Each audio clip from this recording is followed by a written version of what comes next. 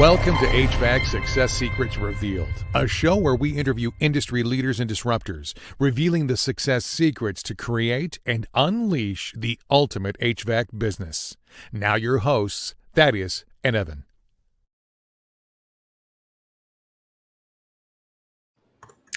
Hey everyone, welcome back to another HVAC Success Secrets Revealed, where we have good conversations with good people, and any good conversation worth having is worth having drunk. So cheers to our guests. We have Pete and Alicia.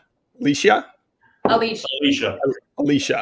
There we go. Pete and Alicia, the president and vice president of Go Green Plumbing, Heating, and Air. Absolutely crushing it down in the Greensboro, right? Greensboro, North Carolina. Yep. Yeah, there we go. Been in the industry for over 20 years, worked his way up from being from the rigors of being a foreman, journeyman, project manager, estimator, general manager, an absolute wealth of knowledge, has generated over 1,300 Google reviews for his business. I am super excited and stoked to get on this call. Thaddeus has told me all about his relationship with you and chatting with you over the last couple of months. And I've been excited about this since he brought you up. So welcome to both of you. Thank you. Thank you. So let's get started with the beginning. You know, how did you get into the industry? How did you get in? I know you started as a plumber and then just recently added HVAC to your business as well. So how did you get started with everything? So, I mean, I came out of high school. I knew I wanted to work my hands, and that's what I began to do. So I was actually reading through the Sunday paper, and I say it now with a little bit of a redness in my face, is I was actually looking to be an electrician. And I was really specifically electrical that I was after, like it didn't matter to me, but I was kind of targeting electrical. And I went through the Sunday paper, basically my 18th birthday, and I was out of high school, and there was no electrical apprentice jobs posted, but there was one plumber job posted. So I said, you know what? I'm interested. Let me go down there and let me talk to the guy. So that's where it all began, and I got that job and basically worked my way out from apprentice. Went through school, got my journeyman's card in the state of Nevada.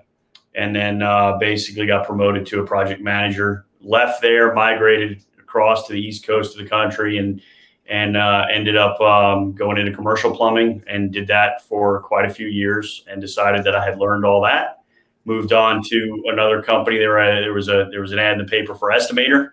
So I answered that ad and worked my way up from estimator to general manager of that company in less than about a year.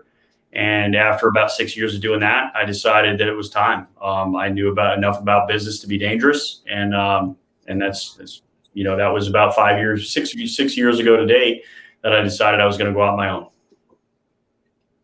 Love it. Nice. And in 6 years, you've scaled your business quite nicely. In getting that up to, multiple seven figures, and, good to push. I'm assuming you want to get into 8 as well. We didn't really chat about that beforehand, but obviously, one of the goals on that. So an amazing story, an amazing start to only have 5 years to be over, 7 million in total revenue for the entire business. Yeah. So, the goal is ultimately just to keep a business that has net profit. A lot of people talk about what success is.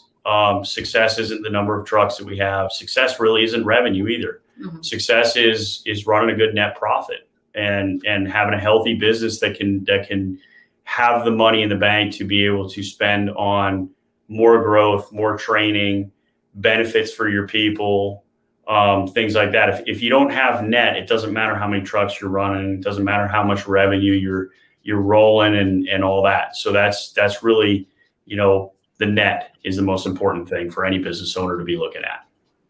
No, 100%. And I know we've chatted, a little bit, one of the biggest things is you and your team and your people. Alicia, I saw you guys had that post where you guys put a gym in your office.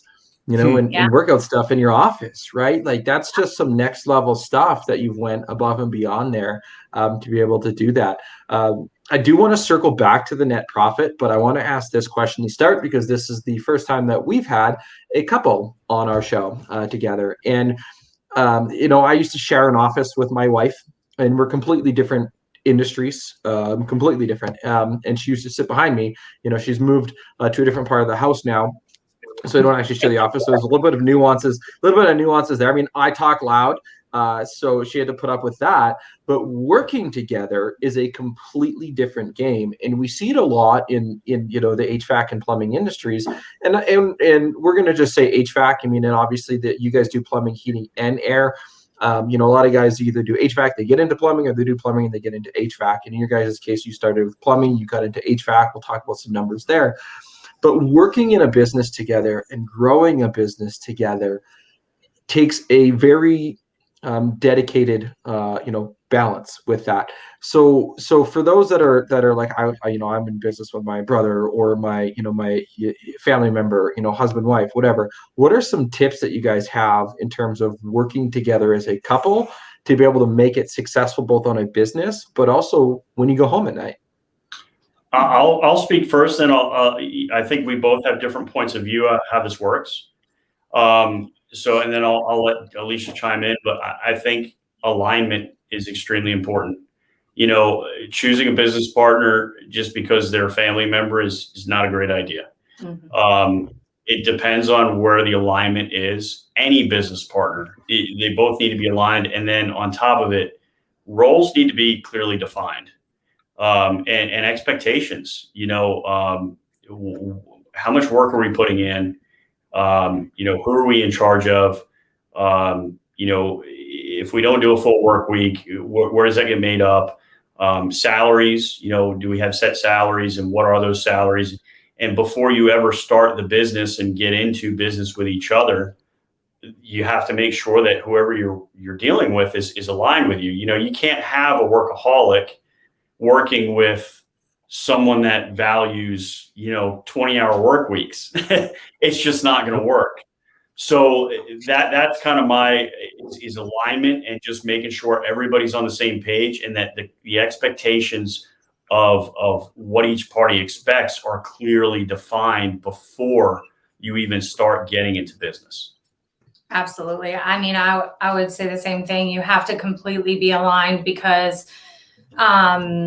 for us, I gave up a career, a profession. I was a critical care nurse. I worked in ICU. And when we first started, it was a decision that you really have to come to, but you really need to make sure you're writing out a business plan. You need to make sure that you determine who's going to do what, who's responsible for what, and what hours people are working, and what hours you're accountable for working. So just because, I'm his wife, doesn't mean that my position is supposed to work a 40-hour work week. I can't get paid for a 40-hour work week and work 10 hours. So you have to lay those things out up front. And if you're not on the same page about those things. Now, I think in our situation, we first started dating, I was 15. So we've been together for high school sweethearts. Yeah, 21 going on 22 years. So when he was 19, he told me he wanted to start a plumbing company someday. So it wasn't out of the blue or, totally unexpected that was his goal. But I think that at the very beginning, we said, like, this is the role that I want to take in the business, and this is the role that I want to take. And we're both very driven people. So I don't think either one of us works an hour less than 80 every single week. We don't, a lot of people say, like, when you go home, you turn it off. I don't really think we ever turn it off. I mean, it's constantly, and but that doesn't really bother us. Unless we're on vacation, that's when I'm like, put your phone away, but otherwise it's really, I mean, as long as you have that same mindset and you've come to those agreements prior to starting. And then, something I do wish we would have started was like family guiding principles, which is a document that, an attorney can help you write up. Make sure that you have those things in place, because, if you are in business with a family or something, it's really hard to tell that person, like, hey, you got to go. Like, you're not living up to your responsibilities. that's a really hard conversation to have. But if you have that in writing beforehand, and it's a legal document, and you can't be afraid to do those things. I wish we would have put that in place, not for ourselves, but that it is something that's very good to have before you start. Yeah, no, the shareholders agreement's a good thing. And, I understand where you guys is, I understand where your guys' compassion comes, for you and your team. Because of your background, Alicia, as a critical care nurse. I mean, that just spells compassion, right there. I mean, my mom's a nurse. And so she's just one of the most kindest, gentlest souls around. And a lot of nurses are. And so that spells into your guys' company philosophies and your company values, which is super exciting to see that. So, let's talk a little about the business plan, because you talked about writing things down, having things in place, getting everything down. Part of a business plan is ensuring you set adequate pricing, and pricing done the right way. How do you ensure you make great gross as well as net profits? And there's the differentiating factor between the two of those, and maybe we can explain and elaborate and extract some of that data. But, Pete, when we were talking, before we got on the air, one of the biggest problems that you see in the industry is inadequate pricing of jobs. Walk us through what you're seeing there, why you're seeing that, and how guys and girls can change that for their business and get a better net. So pricing in this industry is something that's never taught. We're taught how to turn a wrench. We're taught how to, fix things, and that's what we do. And there's a book out there called EMyth. I'm not sure if you guys have either read it, but EMyth is great. It's by Michael Gerber. There's a specific one for yes. Yeah. So on my desk. So you got it. So Michael Gerber wrote EMyth, and he actually has a version for contractors. It's called EMyth for contractors. It's a great read, and it's an eye opener for a lot of guys that haven't already begun to see the light. And you work 10-hour days, 12-hour days, 16-hour days owning a business, and you never end up saving any money for retirement. You never end up being able to grow your business. It's always the one-man truck, and it's always you. So it's not really technically what we call business is an investment, right? So if I invest my money into the stock market, I don't have to manage it really. It makes money for me, right? And the same goes for a business. An owner should not have to be in the business after a while, and he shouldn't have to show up every day for that business to generate income for him and his family, okay? And that's what Michael Gerber talks about in EMyth is we're great technicians, but we're terrible business people. And it's probably a good 95% of the population that thinks they're entrepreneurs. They start a business and they know nothing about pricing. They know nothing about profit and loss statements. They know nothing about balance sheets, nothing about the cost of operating, about marketing, advertising, nothing, because we don't teach our people that. We teach them how to turn wrenches, and that's what we train them to do. So the inherent problem is just that. We have a bunch of technicians out there that started businesses. And just because they're great technicians does not make them good business owners. So in regards to pricing right, knowing your expenses before you go into business, knowing what expenses are out there, how much they cost you per month, and setting a budget up to come up with a selling price. I think a realistic budget is so incredibly important too. And the fact that people really have to understand that just because you don't have something yet does not mean you're not charging for it now. So in our case, we started in our basement. Literally an office in our basement, right? And we weren't paying ourselves rent from the business. He wasn't even getting a paycheck initially. I was working night shift at the hospital and then in the basement during the day. It's a struggle. There's no doubt about that. But we were sure charging our customers for the rent that we were paying as a business, right? Because if we didn't start charging for rent, we were never going to get out of the basement. And we charged for owner salaries that we weren't paying ourselves. But if we never started charging for them, we were never going to be able to have them.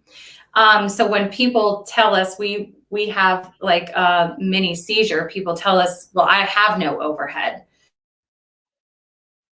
like, oh my gosh, please come talk to us. Like, we really would, like, we won't charge you anything. We just really want to talk to you, because who in the world has no overhead? It's not even a thing. I mean, and it just speaks to what he said. And in that book, I think he specifically says, you know, there are really great technicians who had an entrepreneurial seizure. And that's kind of what you feel like sometimes, that, you know, you're never going to get what you want or what you're dreaming or what your goals are if you're not charging for them and budgeting for them now.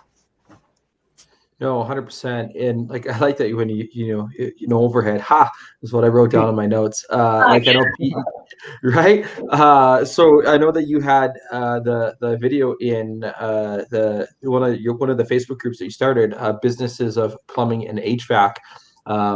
So I just clicked the wrong button. I was trying to make sure that I said the name right, on it, even though I'm a moderator in that group. But you did a great video series in that about, so you're a one-man show and you think that you're cheaper. You're actually not, because you showed everything on the back end side of things and how that actually works. And so I do want to get that video, and I hope that you still have that and you can drop that in our group as well, to provide that knowledge on there, just because it was a phenomenal video that you did. But the golden nugget of that whole thing that I also took away is, when you're starting out, and if you're a one-man truck, build in these things for future projections, because that is a massive thing to be able to do, because now you're not going to have to shortchange yourself later or increase your prices significantly later, because now you have all these things like an office building, multiple trucks, your guys' salaries, right?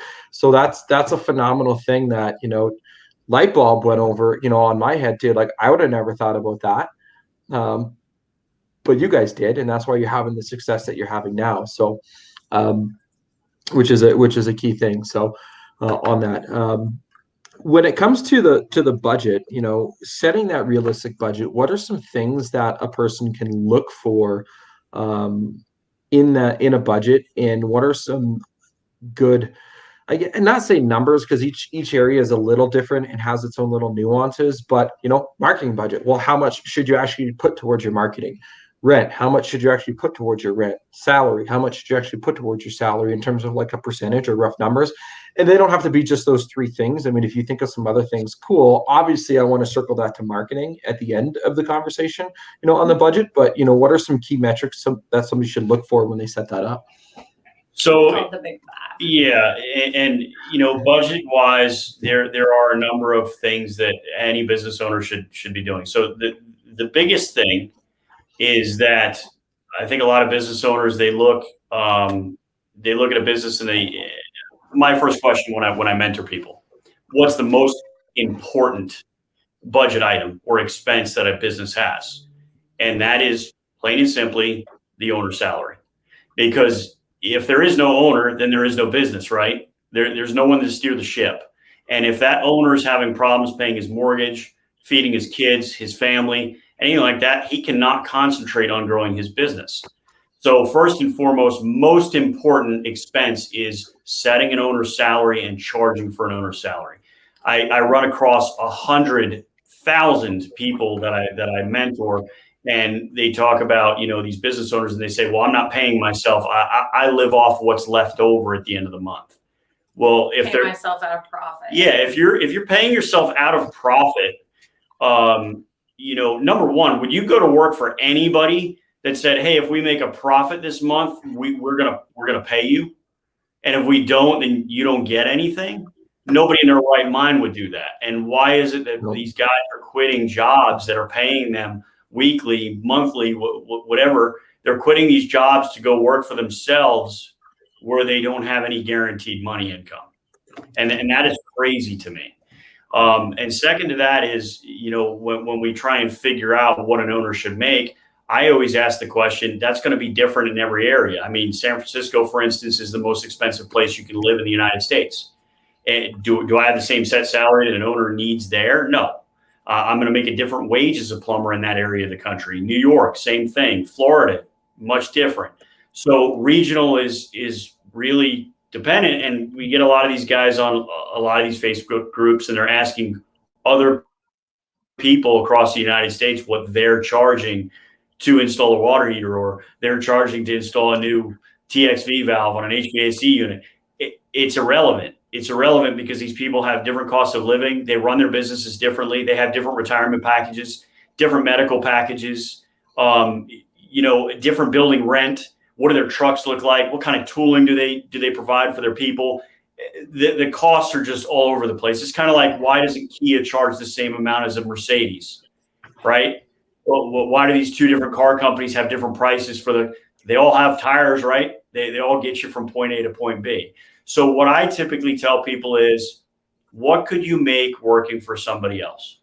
What is a good base salary for a decent plumber of your caliber? What would you expect to make working for somebody else? And then I tell them, double it, because you're going to work twice as hard, at least, starting a business. You're the guy, right? You're the guy answering a phone no matter what time it is during the day. You're the guy talking to the accountant. You're the guy dealing with the marketing people. You're it. The customers are looking to you. The buck stops there. So, and then I say double it too, because you're taking 10 times more liability. It's your license. If it goes wrong in a house, it's you. It's your insurance. It's your personal assets that could be intact, especially in the United States. I know you guys are in Canada, but we are a lawsuit-happy country. I actually have $1 million umbrella on my vehicle and my personal liability because I used to go to the States so much. Right.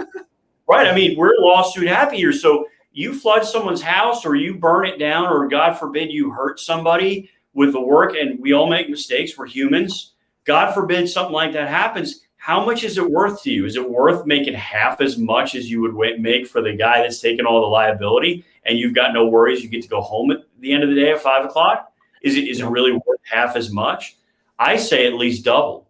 You've got to double it. And that ranges. So I never tell people what they should set a salary wise. I just say, this is the general rule of thumb. I will just to touch on owner salaries. We still don't actually pay ourselves what we budget and charge our customers for owner salaries, right? But we have in our budget what we hope to make as owners eventually someday. And at the end of the year, if we took a disbursement on that or something, we reinvest by buildings, fitness centers, things like that. But at this point in time, you don't start charging. Again, it goes back to, if you don't start charging for it now, you're not ever going to be able to make it. So, easy math. If you're only able to pay yourself $35,000, it's your first year, you're just trying to get out there, and maybe that is all that you're paying yourself right now. But you should absolutely have in your budget, when you're creating your pricing, $100,000 as your owner's salary, because if you don't start charging that, you will always be at $35,000. And the thing about profit is, so if we're taking the profit out of the business, and the other thing is, profit is not for the owner's yacht. It's not to build a cabin up in the woods. It stays with business. It stays in the bank account, and it's used to essentially grow the business so that you can eventually grow your salary. If the owner we got a one-man truck and he's continually living off the profit of the business, he can't afford to add another truck or make it through 2020. And therefore his salary will always stay the same. It will never grow. So there's no way to scale a business without profit, and that profit has to stay in the business. And it's the rainy day fund. Just like as you say, we had a year of COVID. There was a good 3 months here that we weren't getting probably about 10% of the call volume that we normally get. And it was just like a light switch. And I've got families that rely on this business and the income that they're getting from this business to be able to put food on their tables. And I can be an irresponsible owner. I can say, you know what, I'm going to take all the profit. I'm going to go buy a yacht and build a nice cabin up in the woods and do all that good stuff and take vacations and what would happen when that light switch gets turned off is now all of a sudden I've got to lay off the best people that I've spent years training and building up to be great leaders within the business. And all of a sudden I lose that. And now what happens when the economy turns back on? Now it's a growth, it's a rebuild, and I don't have any profit.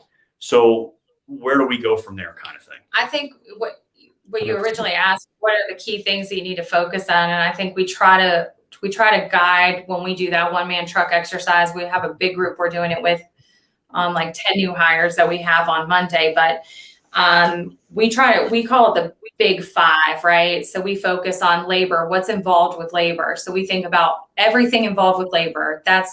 And we let them create this list on their own first, or everyone that we bring into the company. It doesn't matter what they're doing. We want everyone to understand why we're pricing, how we're pricing. I think transparency with your team is huge, because if they don't know how you came up with that price, they're never going to believe in it. So that's just a side note. But so labor, everything involved is uniforms and health insurance and anything you could possibly think of that involves your labor force, right? Training, education, anything like that, payroll taxes, workers' comp. And then you move into insurance, and people automatically think insurance, health insurance. And you have to start guiding them. You have general liability and you have workers' comp. And what about key man insurance policies? What if you're the only guy out there on the road? So as a one-man truck or maybe a smaller company, what happens if you do get hurt? Do you have disability a key man policy that's going to pay the company to stay afloat while you're out of work, So moving into insurance is huge, thinking of those things. Vehicles, that's a big one. Vehicles are huge. The expense of the vehicles, but things that a lot of people don't think about is the tires, the wear and tear. If it's your only truck, what happens if it breaks down? You're not just out the cost of the repair, you're out the cost of the revenue for the days that it's off the road. You really have to take all aspects of vehicles and start making them think in those areas. And then your overhead expenses. So what is overhead expenses? It's very hard for most people. Like Pete said, they're coming in to these industries. They don't know how to read a P&L. They don't even know what a P&L is. Ask them what a P&L is. They're probably thinking like, what? What's like, somebody might be listening, what's a P&L? That's right. No. And profit loss statement.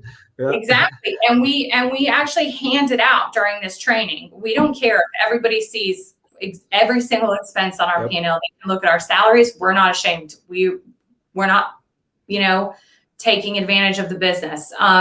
We are very transparent. We're open and sharing all of that with our employees. I think that helps with our 96% retention rate, but I think it has that's a great retention rate.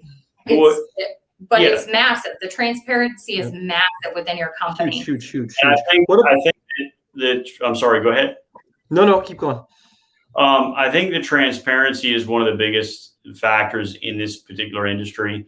Transparency with your people. If these guys don't understand where the price is coming from, they're going to go out and start their own business. And a lot of business owners are like, I'm getting so sick and tired of these guys leaving my business, and they go start their own business. If you show them the numbers, it's scary as hell.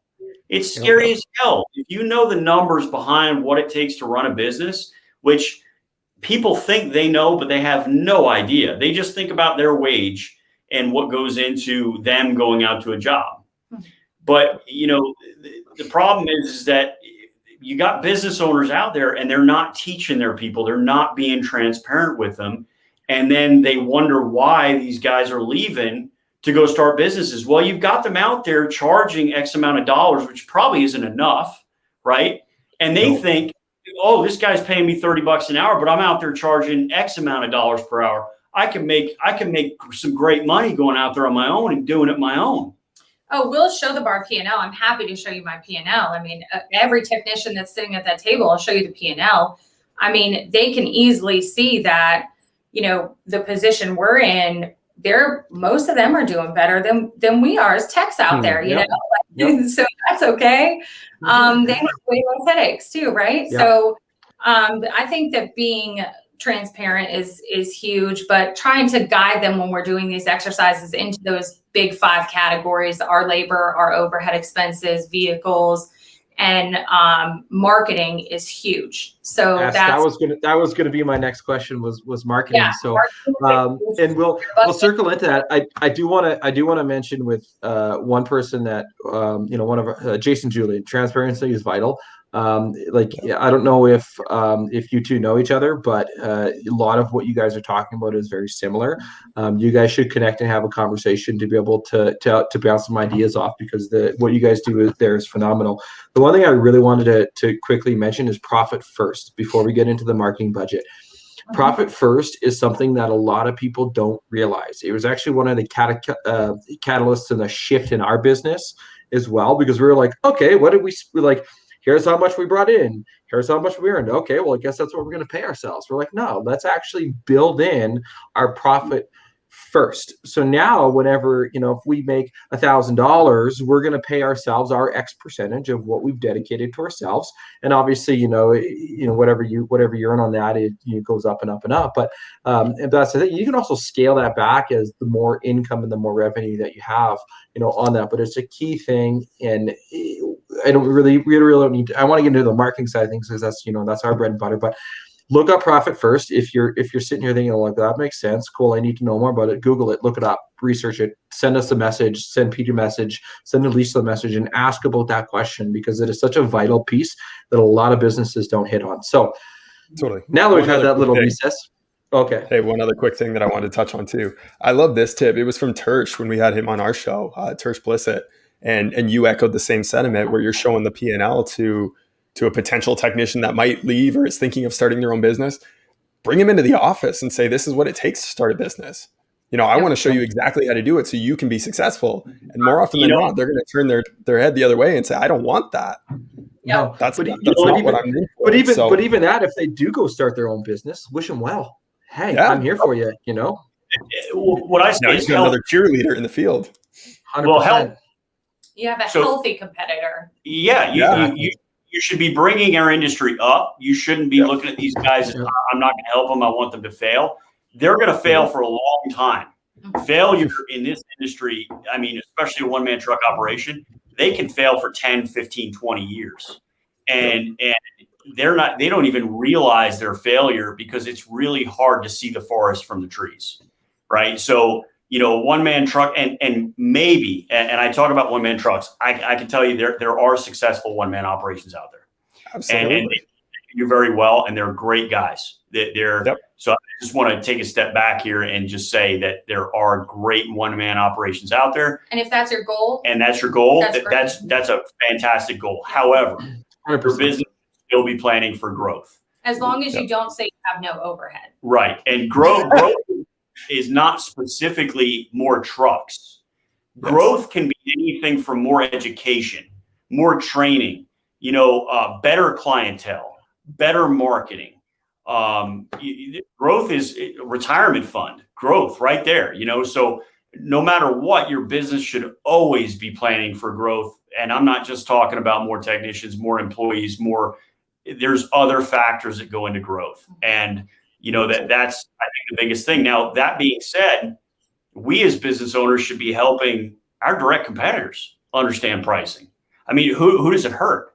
They're out there already, and they're already taking jobs and not making money. And who suffers from that? Well, we do as business owners. The customer suffers because that guy is not going to answer his phone. He's got to get to the next job. So now the customer's suffering because they pay. Now they got to pay twice to do something, which is probably twice as expensive as it was the first time, right? And then we got bankruptcy courts, and taxpayers have tons of money invested in bankruptcy courts. Vendors, your vendors that you're buying materials from, got to cover the cost of somebody not paying their bills, such as a bad competitor of yours. So their prices are just going to go up. Insurance rates go up. They're doing bad workmanship. Insurance goes up for everybody. So if you're not helping these guys, it's actually hurting you. You got employees that start businesses, teach them, help, let them see it. And that's the best thing that we can do as owners. And that's how we lift the entire industry. Look at this comment right there, Pete and Alicia. You guys are dropping some gold. As a new business owner, this is unbelievably helpful. I have taken more notes in the last 45 minutes than I have in my life. So right there, and that's what this is all about. This is both what our show and Evan and I's goals and all the guests, and you echo a lot of this too, is to really just bring the industry up, help people have a better business. And here's the real reality of this is that I don't want to sound crude or crass by saying this, but it's the 95.5, right? We'll give away a lot of what we do because 95% of the people, when they hear it, aren't necessarily going to implement it. The 5% of the people that hear it, they're going to find the answer anyways. So you might as well help them and up level them and take it to the next level. So it's a phenomenal concept. But to dial it back, let's get back into the marketing budget. And by the way, I love squirrels. I love squirrels, and I love going down random tangents. That's my bread and butter, on this. But let's bring it back to that marketing budget. Yeah, he's pointing at him, right? We actually implemented something in our show where we've been trying to do too many things at once on the back end of our show.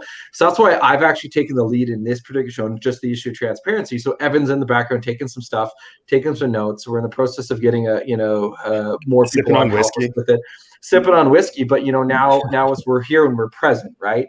On that, because that was a gap, right? We've recognized that. But anyways, marketing budget. You mentioned something that man after my heart, company after my heart, man and woman after my heart. Alicia, I'm sorry, it's got to be tough. In really your my background, no, really not. ICU, and then I was in administration in the hospital. Like I'm used to I'm used to it. I'm not soft. Yeah, fair. But forging a path, it's a male dominated industry. It is in being there and being present, is amazing. And I think we need more females in the industry and great females such as yourself. So continue pushing and doing what it is that you're doing, on that. But when we were chatting before the show, we talked a little bit about marketing budgets, and marketing is not an expense. It's an investment. Yeah. So if you look at a profit and loss, it's going to be an expense. Okay. And you look at your bank account and you're paying out to do it. You've got to shift your mindset. Yes, you're going to record it as an expense on your profit and loss. So I don't want to get the accounting flip there. But ultimately, the saying, a lot of people say it, and they say it and they don't understand the meaning behind it. And the phrase is, it takes money to make money. And that's what marketing is. It's going to take marketing in order to make more money. And I think a lot of people, and she can talk about the budget on it, but if you expect to make $1 million in revenue, you've got to have a marketing spend to get there. Yeah. And that percentage can differ based on company size. There's a lot of different metrics, but there are some baseline percentages. And Alicia knows them like the back of her hand. So do I, but I'll let her speak on that as well. Yeah. So, we create our budget. We do our budget in October every single year for the next year. And we're setting our budget and we're looking at call volume and how many calls do we expect to have? How many calls do we want to have? You really have to be very diligent about taking the time to sit down and actually create this budget and create goals for the next year. That's the first part of marketing, in my honest opinion.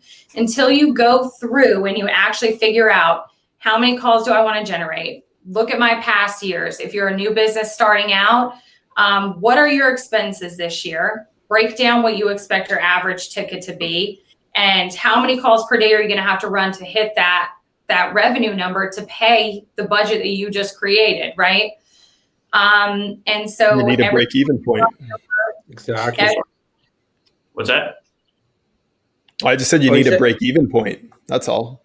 Yeah. You got to know that number. You have to know that number. If you don't know that number, you have to figure it out, and we'll help you if you need help. But you have to figure out that number. Once you have that number, now you have to figure out how you're going to get there, right? So I need this many calls. I need this much revenue to pay for the bills that I'm expecting to have for this year. And then there's your marketing budget, because all of it depends on your marketing. If you don't have good marketing, you're not going to generate the calls, you're not going to generate that average ticket, you're not going to pay any salaries, you're not going to pay any bills that you just budgeted for. So it all comes back to that.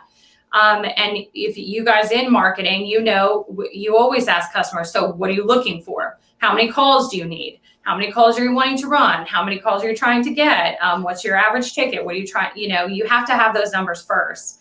And then for us, we set our goals. So at the end of our first year, we wanted to make a certain amount of money for our startup costs, right?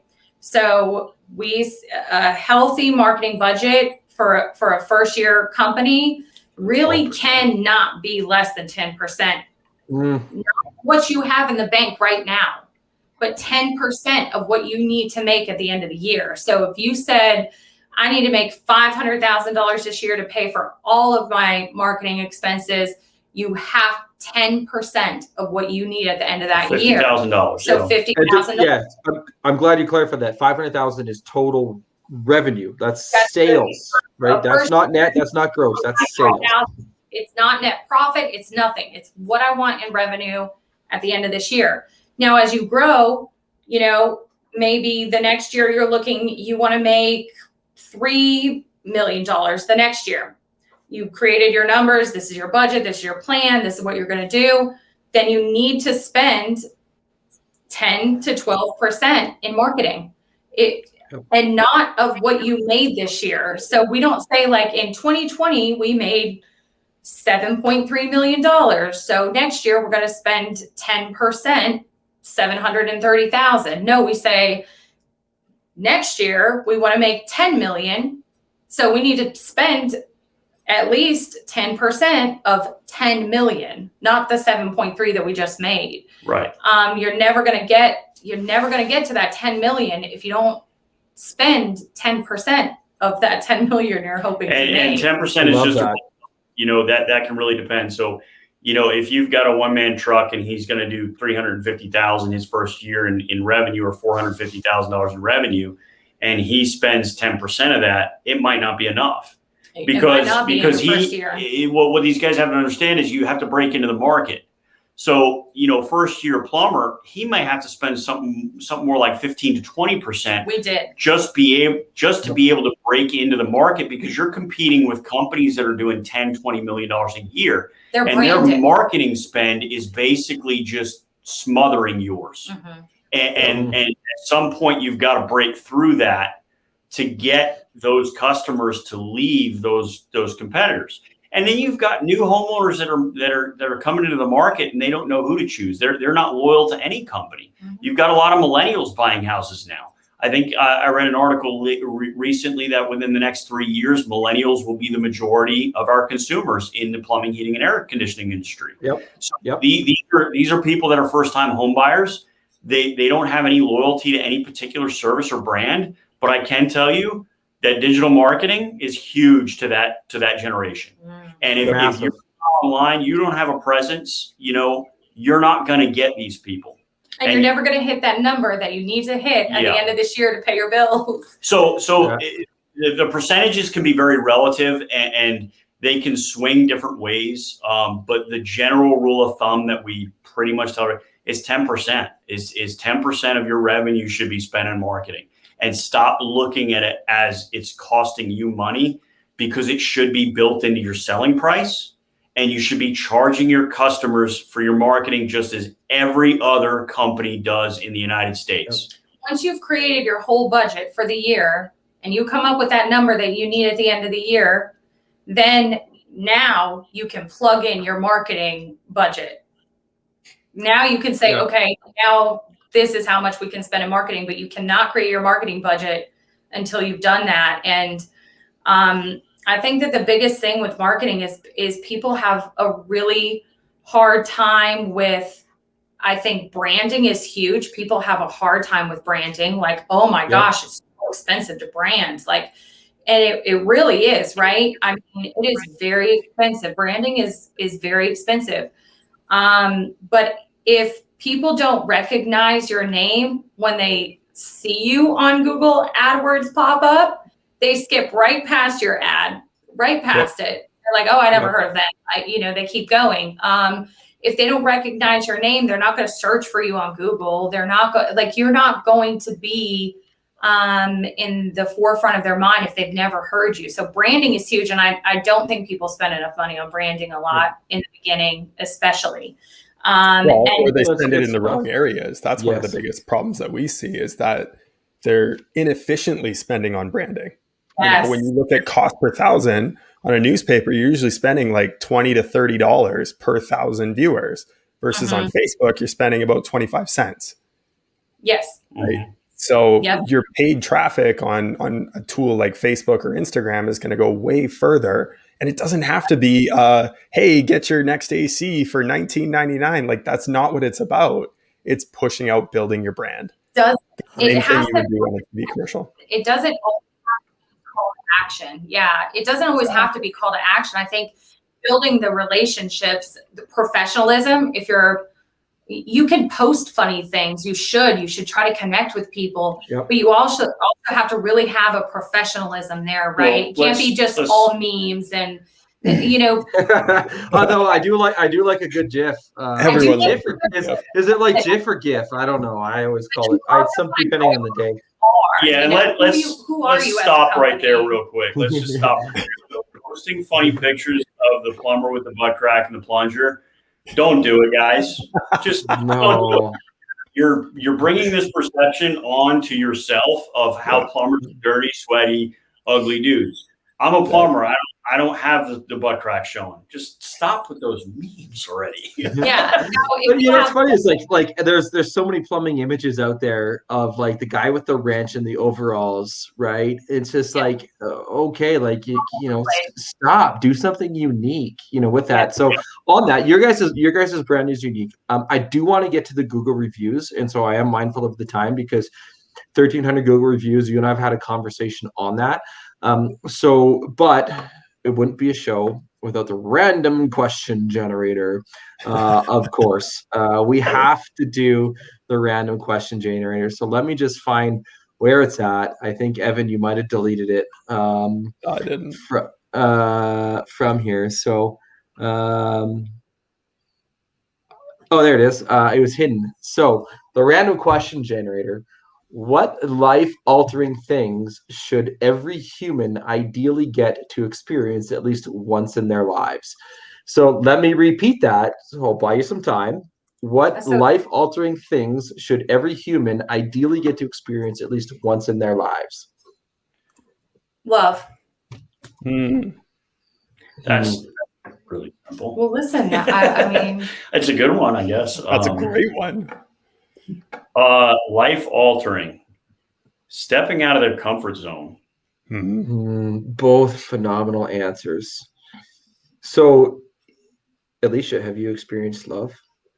That's a layup. Come on. And I know the other answer. I was gonna say, Pete, have you stepped outside your comfort zone? And that's also a layup. There as well. Let's twist it though. When was the last time you stepped out of your comfort zone? Ooh. So I'm going to be dead honest right now. Just recent, I am a blue collar dude. Okay. I am a plumber to the bone. I've been doing it for 21 years. It is very difficult for me to be wearing what I'm wearing right now. Okay. And it's not for your guys' show either. I started doing this about a week and a half ago, and I was kind of put in my place, and I had to think about it for a little bit of time, actually the last 5 years. But ultimately, I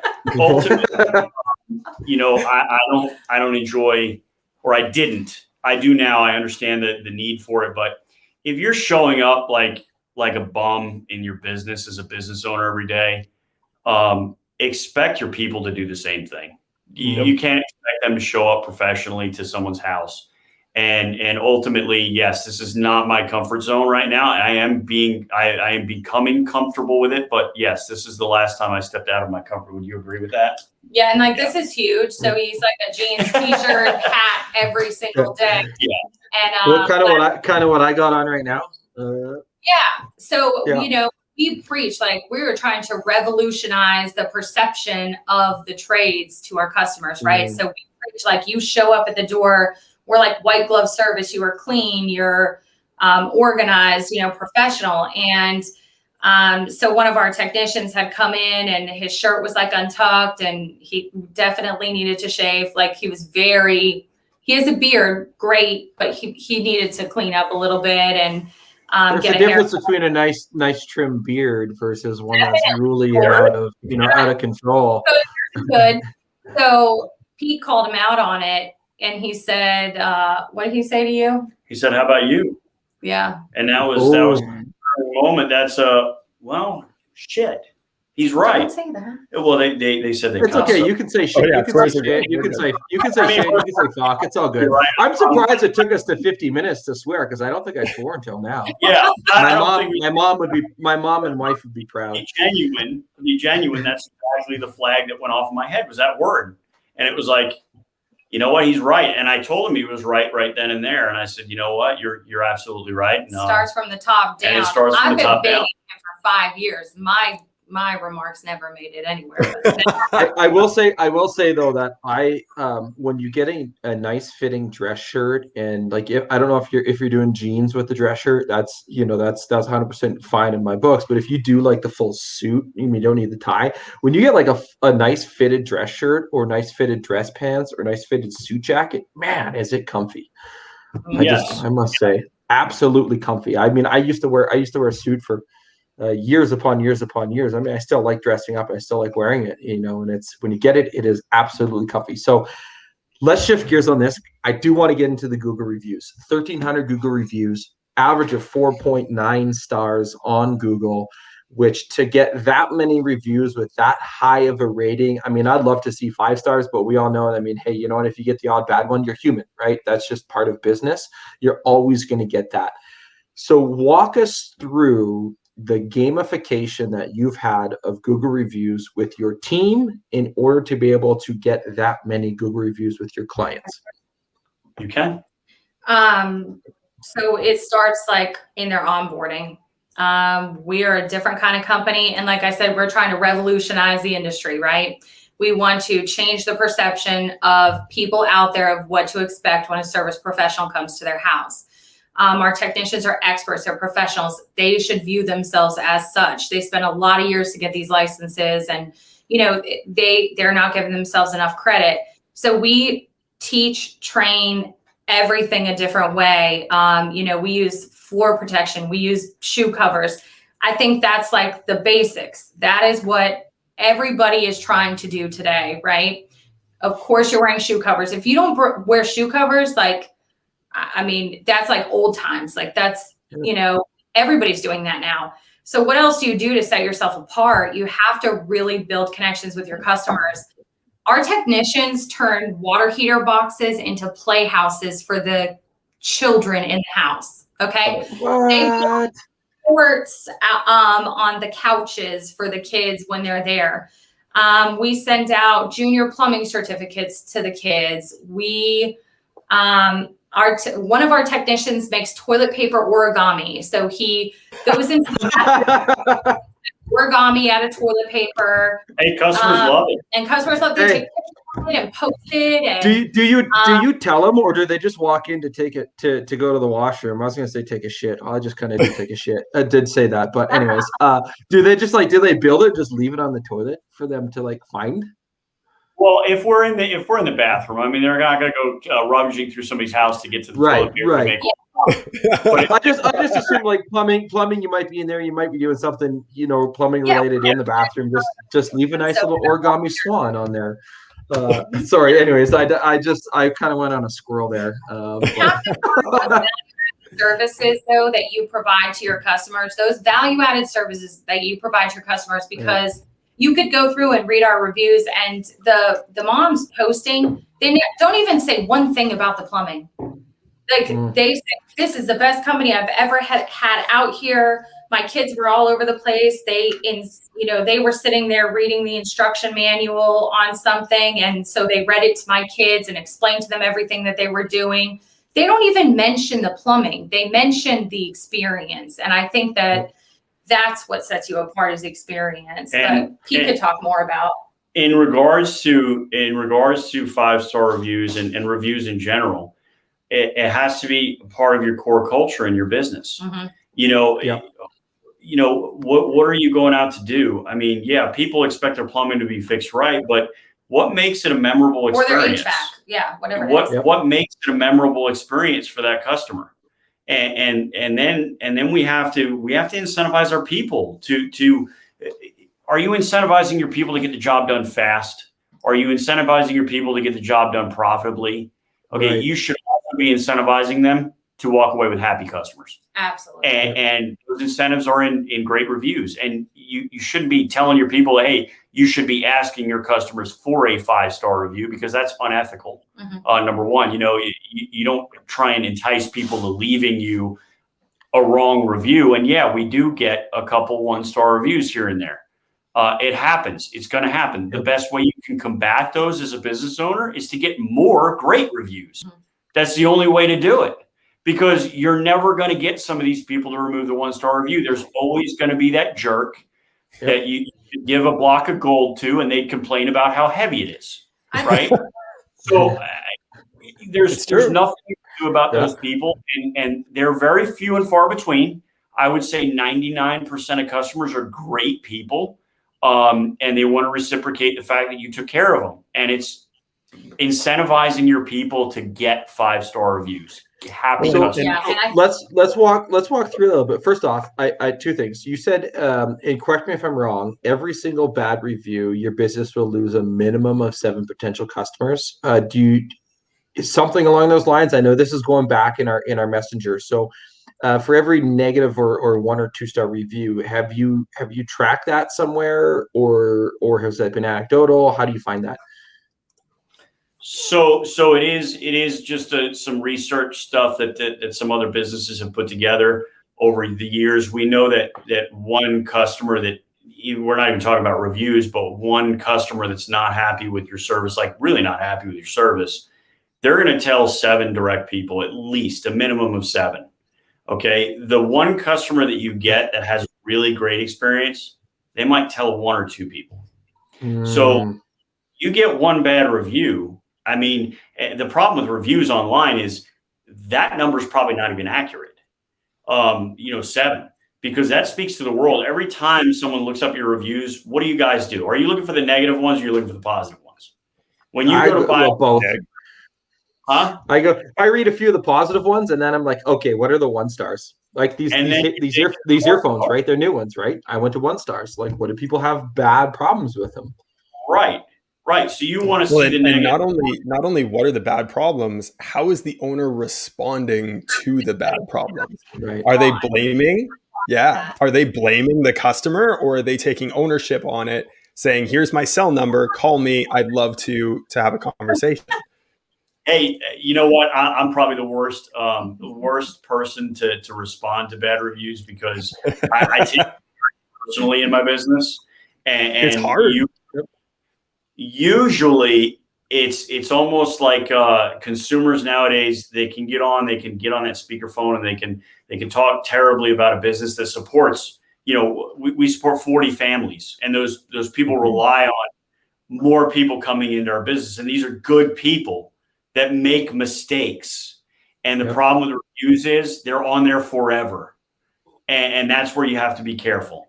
Okay. Yep. And I'm probably one of the worst people to respond. I've gotten better lately, but I will dig into it. And now, that being said, I will own a mistake on our part. Absolutely. And sometimes you just have to do that on reviews, and say, you know what, we're so sorry that you had this experience with our company.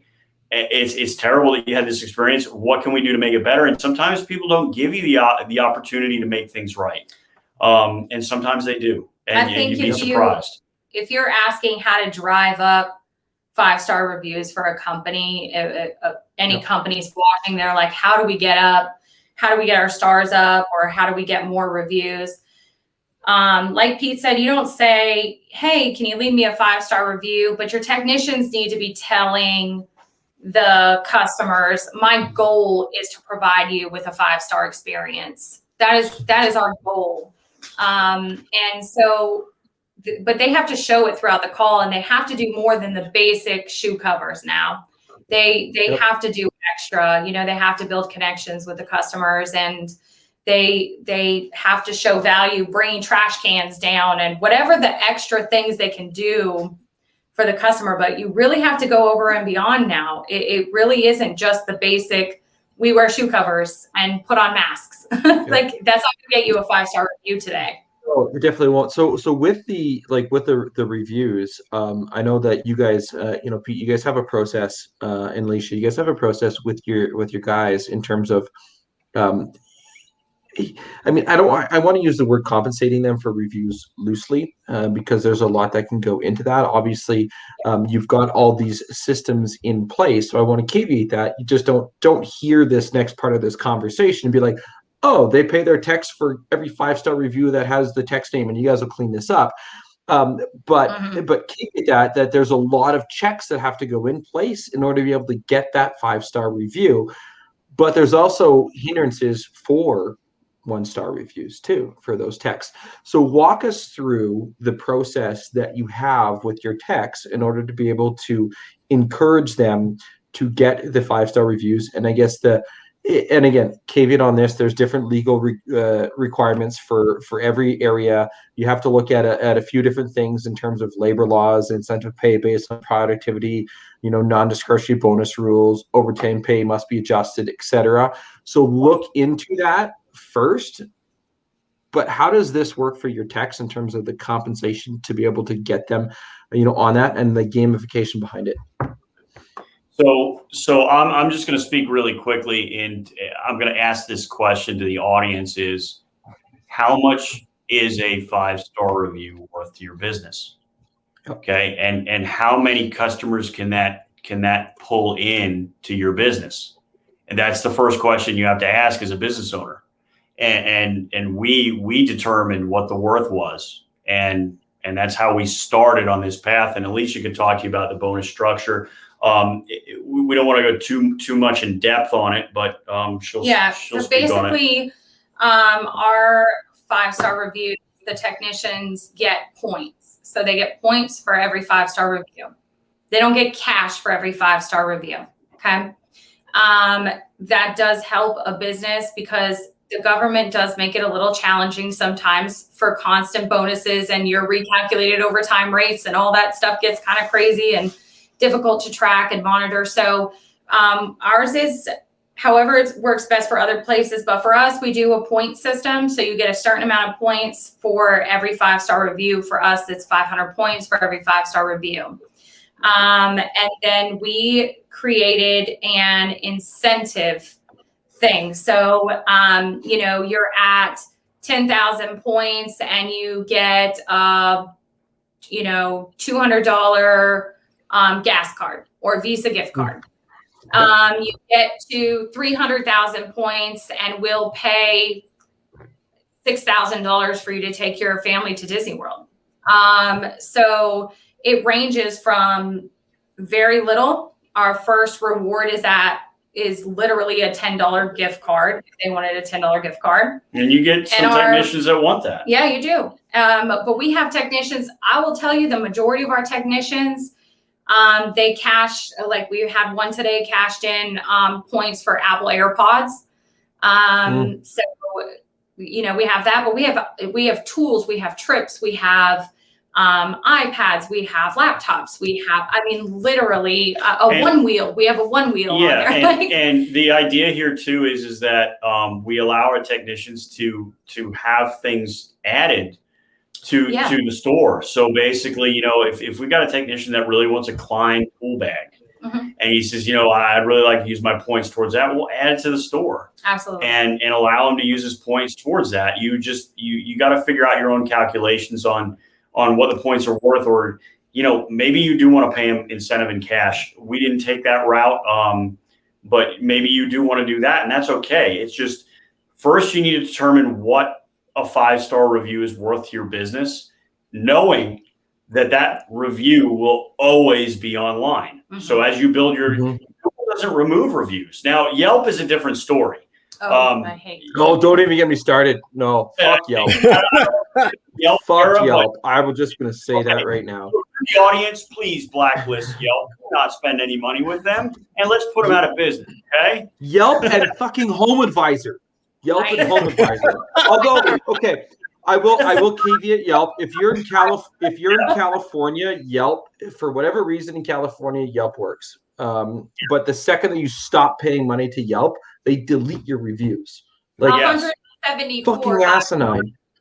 And we are one of the lower rated plumbing companies because we stopped paying them. We're a 4.8. And so they completely removed every good review we had, but they left the negative ones. They removed So is that 174. Anyway, that's off. Criminal. Well, here's the thing. You're a shitty company when you only reward reviewers. So to become an accredited reviewer with Yelp, you have to leave 10 negative reviews, 1-star reviews. Is that a thing? That's a thing. Fuck. Like I'm an accredited reviewer with Google because I'm like, you know what? I want people to leave reviews for all of our clients and for us. And so I'm like, you know what? I'm going to leave reviews places, and I do that. But like nowhere did it say with Google that I had to leave a certain amount of 1-star or 5-star. It was all based on how many reviews I left. It's total volume. Like, exactly. Total volume, not drives me nuts. Anyways, Yelp kind of got me fired up there. Sorry. But that's where you can twist that. Let's get creative, right? You can twist that and become the worst reviewed business on Yelp. Yep. Because all those negative 1-star ones are going to show up, right? So there was a cafe, I think it was in Colorado, that was giving a 10% discount to anyone who left a 1-star review. Yep. And it was, if you want terrible service and cold coffee, do not come here. The coffee's great. People treat you fantastically. It's just the worst. And they'd leave a 1-star review, right? So they got creative and it became a marketing play for them. Yeah. Yeah. Like it was fantastic. I know. You have to figure out how much it's worth to you. And you really should be incentivizing your people on it. Because they really are, like I said, they're going to have to do more today in 2021 to earn that 5-star review than they ever have had to do in the past 10 years. The basics don't work anymore. The other thing about it too is that if one of your customers is willing to leave you a 5-star review, then you've probably done an excellent job. And if you're incentivizing your guys to get 5-star reviews, then you're incentivizing them to have happy customers. Mm-hmm. Correct. So there's no other loyalty that is as powerful as a really happy customer. And you can really mess up bad and you can still earn a 5-star review based on what you do after the fact. Okay. Yep. So with you'll never lose. With the incentive part of things, do your guys get an extra incentive or points for having their name left in the review itself? And do they get extra points if they get a call specifically requesting them based off of, reviews or anything there? So usually that comes back down to like memberships, which if you don't have a membership program, you should, but which they're incentivized on that. So if they're constantly requested to go out to somebody's house, we got to get the customer as a member, right? And they are incentivized there. We do have like a system where if you've actually directly reached out to the customer via email, like the technician has, he sees he didn't get a 5-star review and he reaches out and says like, hey, is there anything I could have done differently? Just looking for some feedback, and he's able to gain that review, then he does get an additional 250 points. Nice. Love that. Well, and here's some things that you're doing extremely brilliantly with your process. Number one, people will forget what you say, but they'll never forget how you made them feel. And your team is going above and beyond to ensure that they leave a lasting memory with that family. Number two, customers are 10 times more likely to leave a review for a tech than they are for a company. Absolutely. So by incentivizing the tech, brilliant. Number three. Hey, can I stop you there real quick? Yeah, go for it. So if you're incentivizing your technicians, they can let the customers know that they are incentivized on good reviews.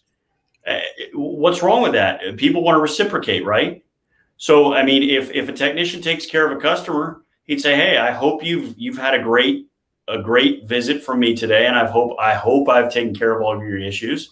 If you wouldn't mind helping me, I'm actually incentivized on happy customers." I'm not incentivized on sales. I'm but not I am incentivized on sales. happy customers. Yeah. So, and that's okay. People generally want to reciprocate. You have to be careful in this area, and you can't train immediately. Yes. And you have to be you have to know your technician, because you do not want your technician to say, will you leave me a 5-star review? Right. It's got to be honest feedback. Yeah. The way you approach customers. You have to be very careful until you have a really good process and training in place, and you practice this every week with your people. Don't start doing that. Well, and that was the third thing, was you can't bribe people to give you a review. No. And there's a lot of guys that do that. A lot of businesses that do that, right? We'll give you a discount. We'll give you a gift card. We'll give you something if you leave us a 5-star review. You can get removed from Google if you're doing that.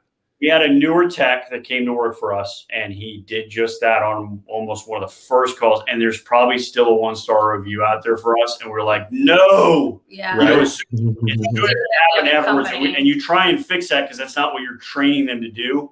Totally. And that's why just be very careful with that, because he honestly offered to do a free service in return of a 5-star review. And that's not our culture. That is so bad. That is not our business model.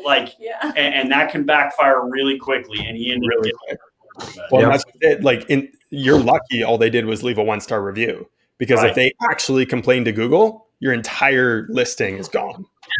Right. Yeah. Right. Like, that's why to anyone that's watching this, like, that is extreme, or listening to this later, that is extremely dicey to be incentivizing a customer, or even having techs let them know that, we're incentivized off of this, because if anyone complains to Google, Google will side with the customer over you any day of the week, which means that your listing is gone.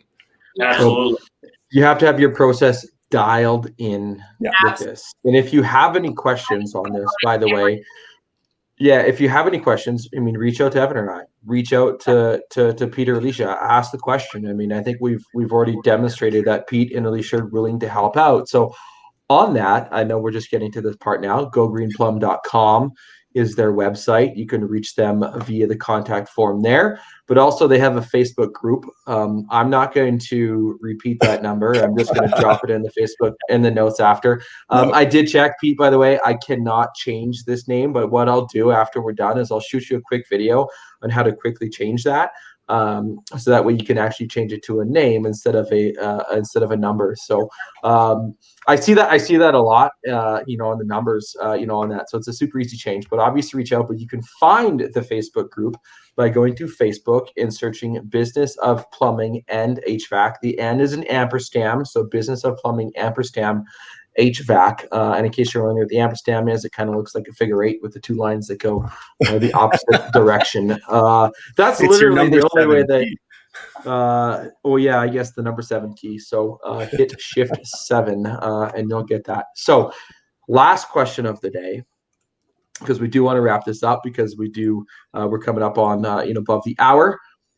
And I guess this kind of goes to the both of you. What is one question you wished people would ask you more, but don't? It's a hard one. Yeah. What is one question you wished people would ask you more, but don't? Oh my gosh. I would say I wish people asked for help much sooner than they do. Help, can you help me? I think that's a problem across. I'm not just saying business owners. I'm saying overall people think that they can just do it themselves with never getting help. And honestly, everything we know today, we had to be taught at some point in time. I wasn't born knowing how to be a plumber. I didn't come out of the womb thinking, I could turn a wrench and go plumbing. I didn't know the language. I knew nothing. And everything I know today was taught to me by someone else. And ultimately it's, can you help me? Can you teach me? And that's what I wish more people would ask, including myself, because we get narrow-minded and we think we're in our place, and it's great to have an open mind as business owner and look at different perspectives. The way we do things, I'm certain there might be another better way to do them out there, and I think the more people you can learn from, the better off you are. I think that's a great answer. You're not allowed to cop out like that. I'll allow it because it is. No, I will, because like you guys are part of the Nexstar group, and you guys have coaches and mentors for your business. We have coaches and mentors for our business, and anybody that thinks that they can do it on their own is mistaken.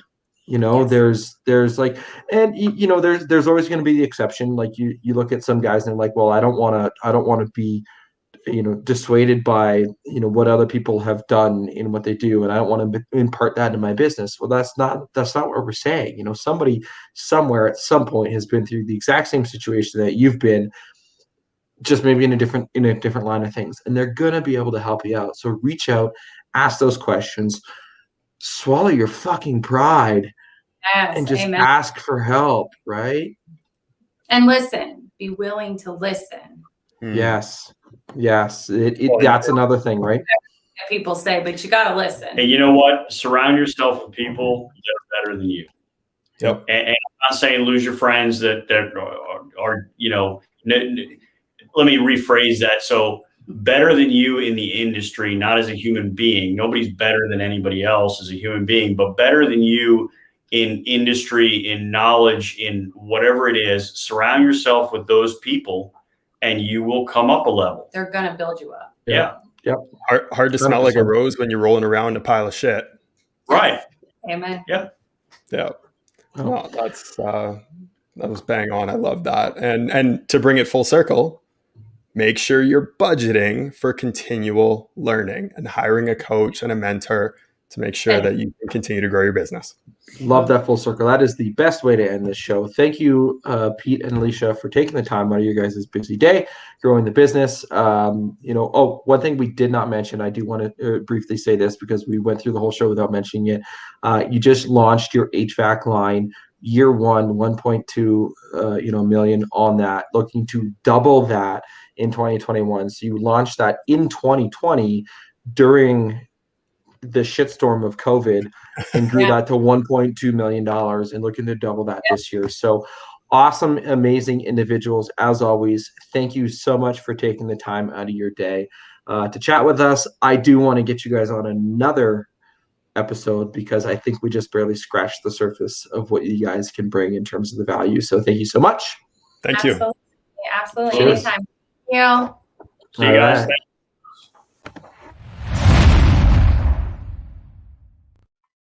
Hey, thanks for watching another episode of HVAC Success Secrets Revealed. Before you go, join our Facebook group, facebook.com/groups/HVAC Revealed. That URL one more time, facebook.com/groups/HVAC Revealed. The other thing, if you took one little golden nugget of information from this show, no matter how big, no matter how small, what we ask is you introduce this show to one person in your contacts list. That's it. That's all we ask. Introduce it to one person in your contacts list so they too can unleash the ultimate HVAC business. Until next time, cheers.